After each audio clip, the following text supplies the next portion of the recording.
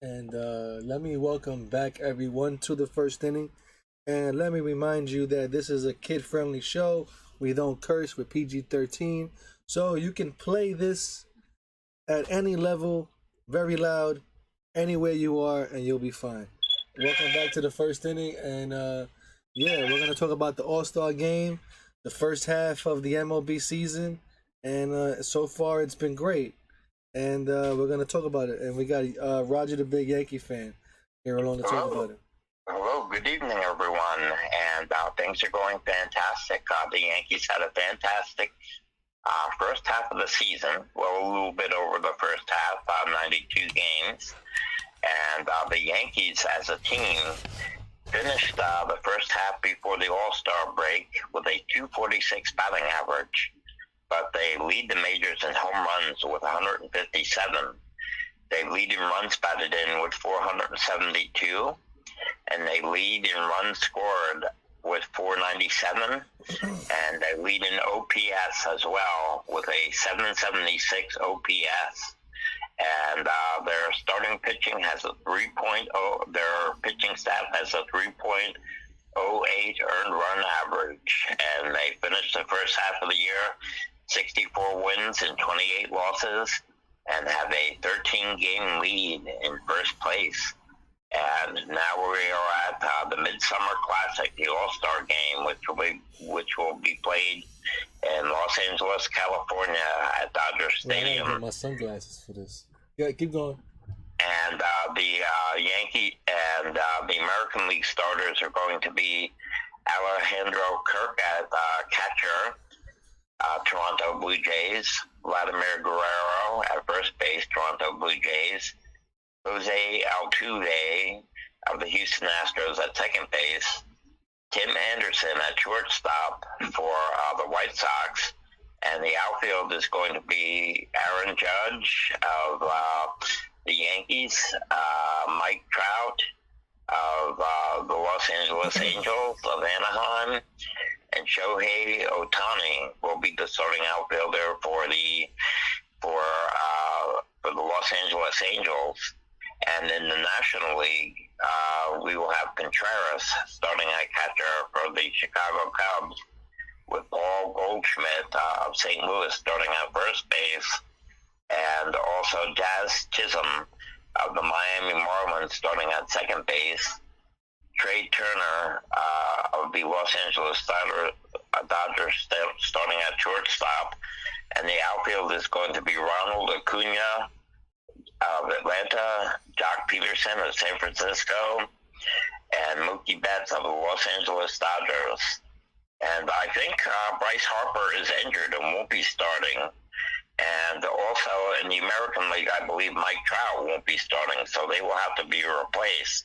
And the National League is going to have a legacy member of their All-Star team, and that will be Albert Pujols of the St. Louis Cardinals. And also we had Juan Soto winning the home run derby. Yeah, he sure did, man. Let me welcome everybody back to the first inning. And like, share, subscribe if you haven't already, and especially hit the notification bell, because we do this all the time. But yeah, man, let me talk about well, let's talk about the MLB season so far. I don't know what the hell they done or what they did to the baseball or whatever it did, but they kind of found it, and baseball is like it's great this time around. It's great to watch. I mean, well, for us it's great to watch because the Yankees are actually performing. You know what I'm saying? Right, exactly. They're not killing us every time we watch them. You know, like in the past years. You know what I mean? And then the All-Star game. But the first half of the season, man, and you know what? In the beginning of the year, everybody was saying, "Oh, the Yankees suck. The Yankees suck." And I say, listen, the Yankees haven't even played yet. So how are you gonna say this team sucks if you don't even know how they're gonna do? You know? Exactly. You know, and all the naysayers, look at them now. You know, it's like, you know, baseball's baseball, man. You can't just say the team sucks and just go like that. Everything that Cashman does is wrong, and everything that Yankee management does is wrong. It's like, yo, you can't think like that, man. These guys are trying very hard to win a championship, you know, and I truly believe that. You know what I mean? They're they're doing their job. You can't blame Cashman because a guy gets hurt and he can't play no more like he used to. Right, exactly. As a matter of fact, the Yankees representatives this year for the All-Star team are Aaron Judge, John Carlos Stanton, Jose Trevino, Lester Cortez, Garrett Cole, and Clay Holmes. So the Yankees have 6 representatives on the All-Star team this year. And Trevino's there, right? Trevino's there? Yes, Jose Trevino, Stanton, Judge, Cortez, Cole, and Holmes. And that's how baseball works. Look at Trevino. The guy came from Texas, right? He came from Texas? Right. And he was a nobody in Texas. Nobody wanted him.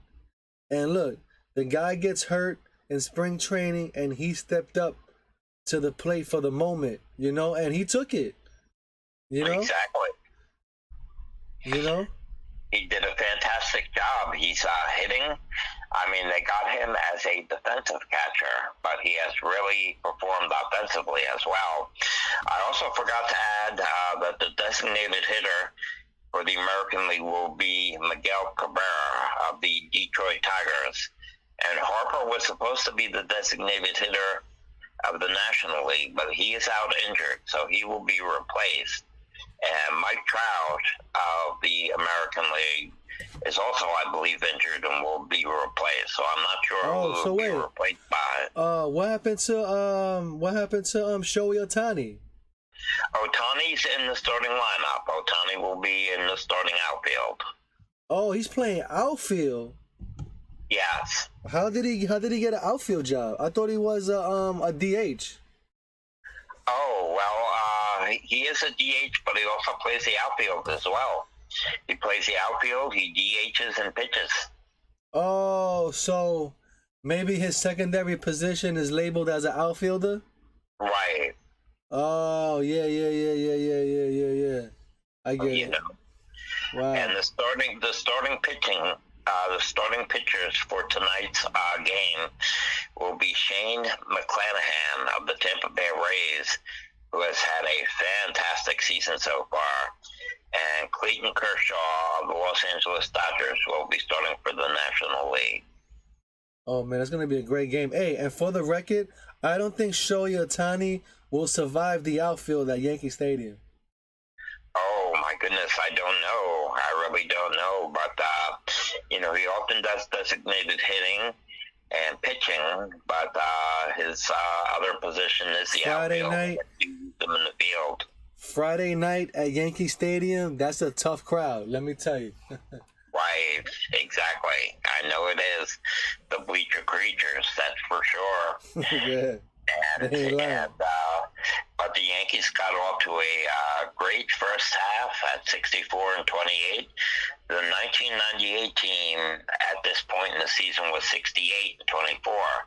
So the Yankees are just 4 games behind the record-setting pace of the 1998 team.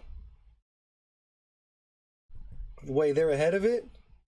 They're 4 games behind. Oh, 4 games behind. Wow. Yeah, 98 was serious, man. I remember going to a lot of games in 1998, man. I think 1998, as a kid, might have been the first time I went over close to 40 games that year. Right. I got to 98 games in September and August because for a period of time I was off on a state-mandated vacation for a while in 98, if you know what I mean. Yeah. 1998, me and my best friend at the time, we even collected bottles and cans, man, just to fund the tickets. Right, exactly. You know? And the Yankees are off to a great start. We will have the All-Star game tonight in Los Angeles. Clayton Kershaw, that's great that he's starting for representing the Dodgers. And McClanahan has had a great year with the Tampa Bay Rays. He's a left-hander. Two left-handers are starting the All-Star game today. Kershaw is a lefty, and McClanahan is a lefty. And as I said, the Yankees will have 6 representatives. Stanton is not starting, but Judge is starting in the outfield, and we will have Judge. Stanton may start because Mike Trout is out. Yeah, I thought it was gonna be Judge in center, Stanton in right. Right, exactly. I believe I may have made a mistake there. Oh, I also forgot the third baseman. I forget who the third basemen are for the National League and the American League. Rafael Devers should be American League, right? Right, Devers. Yeah, Devers in the American League, Boston. And National League is it's not Carl Salzburg or whatever. No, that's an outfielder. I forgot, man. I forgot. Yeah, I forgot too. Yeah, but anyway, we got the majority of the lineup set up. It will be fun. My sister will be over a little later. Now it's scheduled to come on at 8. Now I don't know if the first pitch is at 8 or all the ceremonies will be starting at 8. I think the ceremonies will probably start at 8 o'clock. Right, so pretty much that means that game, the first pitch won't be thrown until really about 8:45 at night, a late start for someone that's used to being up early. But the game is out in Los Angeles, of course, so it will be 3 hours earlier out there. Right, 3 hours earlier. Yeah, for them, they get to go home early. For us, it's later. Right, exactly. So anyway, it's a Midsummer Classic, and it is fantastic. And the last time the Yankees had the All-Star game, it was the final year of the old Yankee Stadium in 2008. And the old Yankee Stadium closed, and Josh Hamilton won the home run derby that year, blasting major shots at the old Yankee Stadium in 2008. Yeah, man, my father was working that game, man, and he told me everybody thought he hit the baseball out of the stadium, but in reality, it bounced off the wall, the Bank of America sign, right under the Yankee facade. Right, exactly, and the closest to ever hit it out was Mickey Mantle, who did it twice. He did it in 1956. And then again in either 62 or 63. And both times he hit the facade in the upper right field outfield. Yes, and also let me mention, allegedly, they say Josh Gibson of the Gray Sox, whatever, or the Grays, hit it out of Yankee Stadium, and they never acknowledged that. So allegedly, he hit it out of Yankee Stadium. Josh Gibson, the catcher. Right, a great Negro League player. Yeah, I think at the time he was playing. He was on the All-Star team with Satchel Paige. Oh yeah.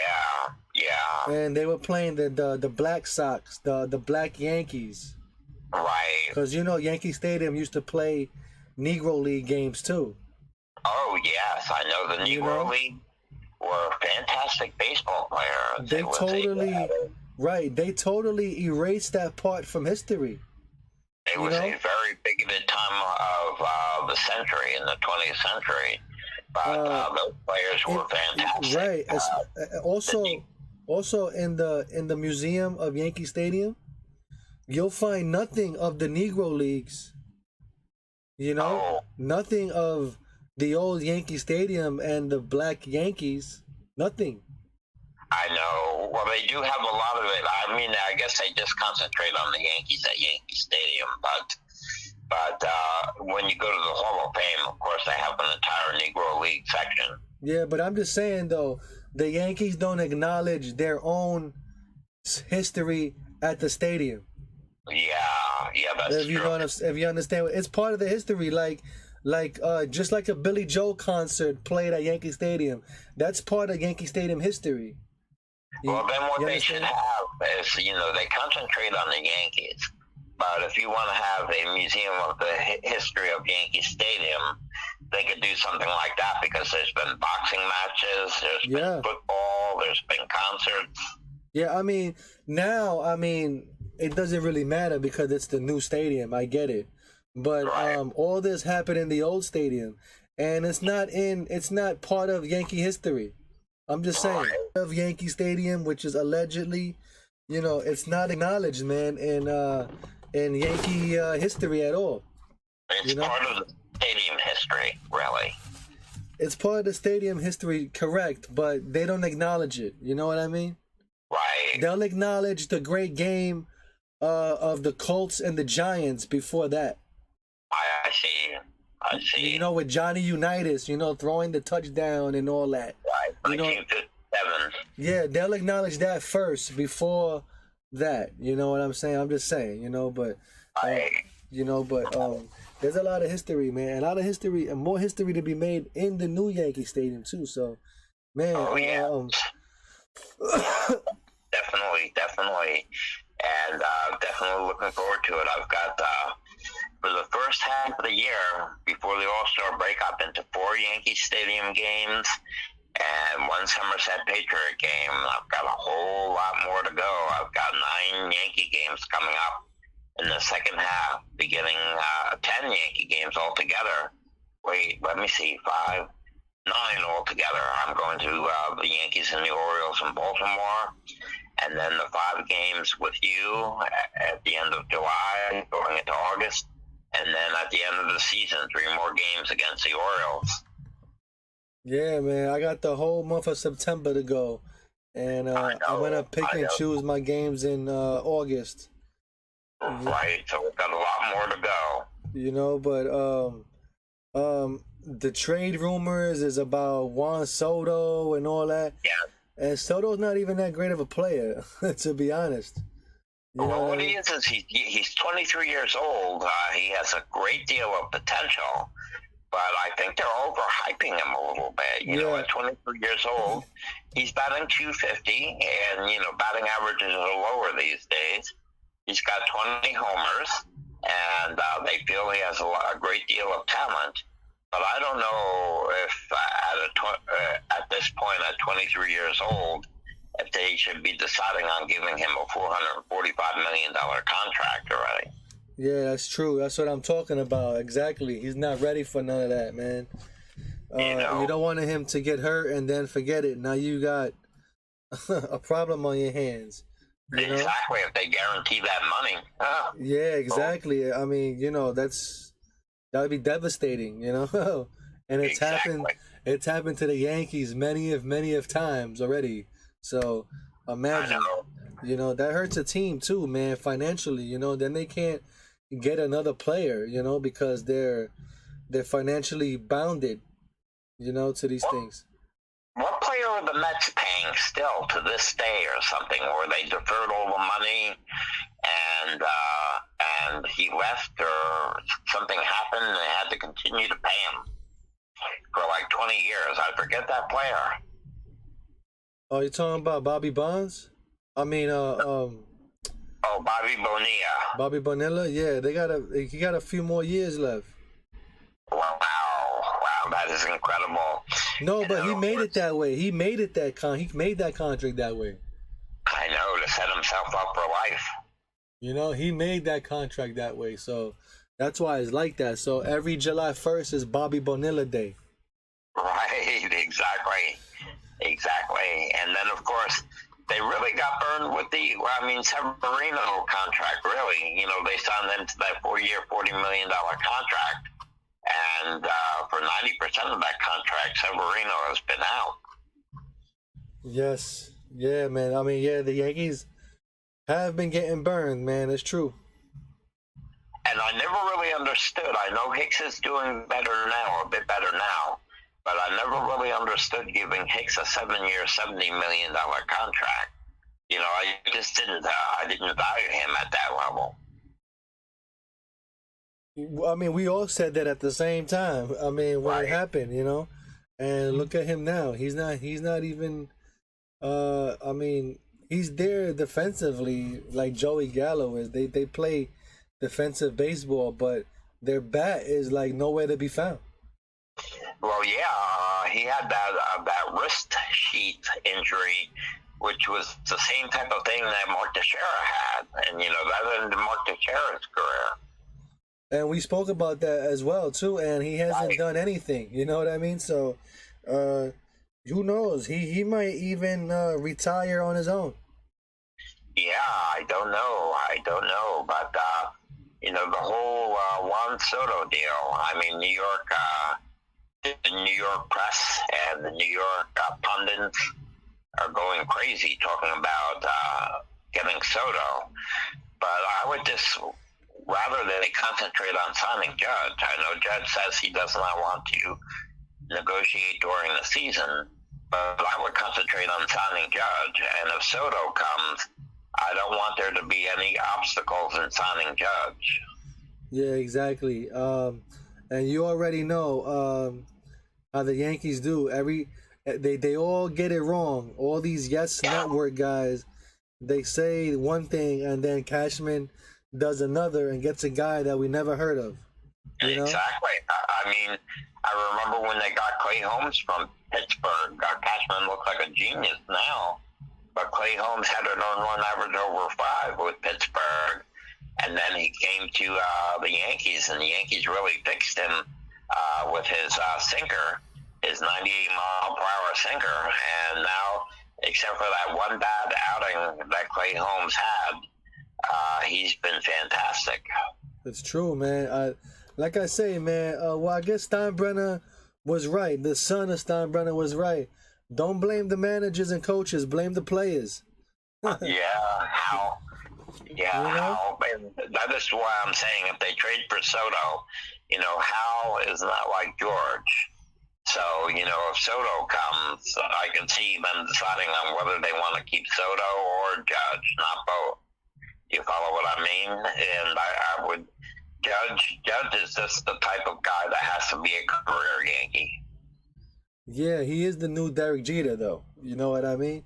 So yeah, and they got the Judge's Chambers and all that. I believe Judge will be here for a long time, and Soto, he ain't coming to the Yankees. I could tell you that much. He ain't coming here. And why would the Nationals want to trade him away? Well, because they showed their hand. Many people were saying that, his annual salary would be under $30 million. They offered him a 15-year, $445 million contract, which means that his annual rate of salary would be $29 million. And I think that may be why he turned it down. And that's what they offered him. And yeah, but listen, right? He could be following the same steps as Aaron Judge is. Remember, Aaron Judge turned down a Yankee contract, just like Soto did. It's the same story. You know what I mean? So they might stay in the same team, man. They're gonna stay on the same team. That's what I believe. Right. It is hard to say. I'm not good at predicting. And when I see all of these sports writers and sports talk show hosts talking about it, they have to fill up time on the airwaves. Yeah. And they absolutely and don't even know what they're talking Michael about. Kay, they have to talk about something. So this is the big talk right now. You see, like Michael Kay, he's good because he knows what he's talking about. But a lot of these other people, man, they want to be sportscasters and they don't even know what the hell they're talking about. It's crazy. They don't understand the secret game that's being played. They're looking at baseball through a child's eye, right? And they're looking at baseball through a child's eye with baseball cards being passed around, and not through an adult's eye where we see the background on the games they're playing with contracts and lawyers and stupidity. So we know, us as real fans know to say like, oh, this guy's playing a game where he's just gonna hold out and ask for more money and get signed right back to the team. You know what I'm saying? And these people make it like, oh, he's gonna be traded. The team don't want him no more. They hate him, and it's not even the case. That happened with Bernie Williams too. Yeah, well, they smacked Bernie Williams in the face because Bernie Williams won 4 championships, was the great center fielder of the Yankees and all that, and they offered him a minor league contract. Right. I see what you're saying. You know, when Bernie Williams won the batting title and then was entering free agency, you know, there was all talk about him leaving, and he ended up signing back with the Yankees. Yeah, he wasn't going nowhere because they had something special going on. Right, exactly. Nobody wanted to leave Torrey and Jeter and then all that. That time, Yankee fandom was ridiculous at that time, man.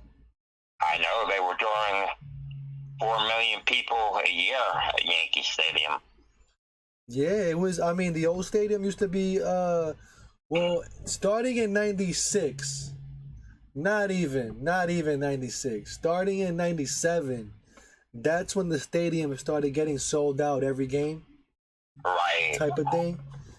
And then they lost that year, and then they won in 2000. In 1998. You know what I mean? And I went to a lot of games that year. Even went to the World Series. That was my first World Series game. 1998, El Duque, and all that, but they won that game against the Padres. I was at 2 World Series games when I was a 14-year-old, basically around the same age you were in '98. Only I went in '78, and I saw 2 Yankee Dodger games. Game 3 and Game 5, and in Game 3. Ron Guidry was starting, and in that game he did not have his best stuff, and the Dodgers were hitting major shots down the third base line, and Greg Nettles put on a clinic, making amazing plays at third base in that game, and the Yankees won. And then in Game 5, a pitcher started for the Yankees that really came through and was very good for them that year by the name of Jim Beattie. And Jim Beattie pitched a complete game, and the Yankees beat the Dodgers that day 11-3 in Game 5. Yeah, man, that was good, man. And but man, the 1998 Yankees, I don't think, I don't know if this team still compares to that team, but they're surely proving it. You know what I mean? Yep. Yes, well, they have a fantastic record. As I said, after 92 games, the 98 team was 68-24, and this team is 64-28. Yeah, so I mean, it's close. It's close, you know. And there's games that the Yankees should have won, you know, and it would have been a lot lower, the losses number. You know what I mean? And they did have that little downtime even this year. I mean, during the season, it is so long. There's going to be ups and downs, and the Yankees lost 5 out of 6 before demolishing the Red Sox, winning 2 out of 3, winning 14-1 and 13-2. Yeah, they did. They did demolish the Red Sox, man, and a lot of other teams. And they had a lot of comeback wins too, a lot of walk-offs as well. Oh yes. The Yankees have had a great first start, and we are at the Midsummer Classic, and I'll be enjoying the All-Star game tonight. Yeah, man. So I'm gonna get out of here. I'm gonna go get something to drink. I'm hot, and excellent. And hopefully, maybe I'll put out another vlog by Thursday. If you can get them out, I'm hoping you get to the Astros before I come up. I would like to see our Astros and Patriots vlogs. Yeah, it's getting there. The next game is June 11th. Okay, the Cubs. Right, the June 11th game, and then the 12th, and then I think after that is the Astros, right? Those games. I think so. I have to check the schedule. Yeah, so it should be there. It should be there. Excellent. Excellent. You know. But anyway, let me get out of here. Let me thank everyone for watching. Please like, share, subscribe if you lasted this long. You're part of the bullpen crew if you lasted this long watching the video. So God bless you, and like, share, subscribe, and we'll see you guys on the next one. So long, everybody, and see you again on Friday at 5 o'clock. So long. Take and care. Take care. Take care.